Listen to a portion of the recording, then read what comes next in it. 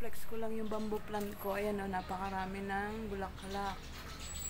May mga antik pa. Ayan. So, daming bulaklak niyan. Mula sa baba. Ayan. Yung bulaklak niya dito. Ayan guys. Daming bulaklak. Oh.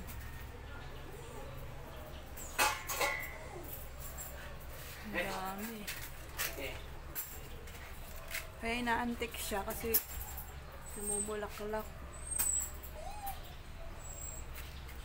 Dami. Medyo nakakalbo na nga yung mga dahon dyan. Inanuhan ng antik yan. Pinugaran. Yan ang daming bulaklak. Tapos pag ano yan, medyo na ano yung bulaklak niya, ano yan, parang bungang pula-pula. Parang arateris. Yung kapalit niya. Ayan, oh, ang ganda. Ayan guys, oh. Ang laki niyan. Yan yung ano niya, ang dami. Yung puno. Yan pa yung bulaklak.